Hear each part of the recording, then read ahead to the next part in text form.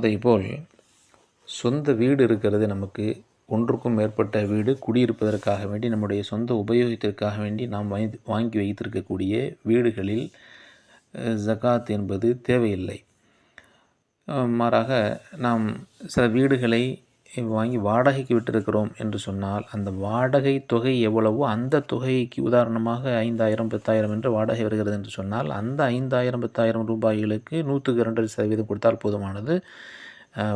அந்த சொந்த வீட்டுக்கு, நம்முடைய உபயோகத்திற்காக வேண்டி வைத்திருக்கக்கூடிய வீடுகளுக்கு ஜகாத் தேவையில்லை. அதேபோல் சில நிலபுலன்கள் வாங்கியிருக்கிறோம், அது நம்முடைய உபயோகத்திற்கு தான் என்றாலும் கூட அதிலேயும் ஜக்காத்து கடமை இல்லை. அதே வேளையில் வியாபார நோக்கத்தில் சில நிலங்களை நாம் வாங்கியிருக்கிறோம் என்று சொன்னால், வியாபார நோக்கத்திற்காக வேண்டி என்கின்ற நியத்தில் வாங்கினால் நிச்சயமாக அந்த இடத்திற்கு, அந்த இடத்தினுடைய விலை மதிப்பு எவ்வளவோ அதை பணமாக கணக்கிட்டு நாம் அதற்கு ஜக்காத்து நிச்சயமாக கொடுத்தாக வேண்டும். அதே போல் வியாபார பொருள் இருக்கிறது, ஜவுளி கடை என்று எடுத்துக்கொண்டாலும் சரி, வேறு என்ன கடை என்று எடுத்துக்கொண்டாலும் சரி, வியாபார பொருள்களுக்காக வேண்டி நாம் ஜக்காத்தை கொடுத்தே ஆக வேண்டும்.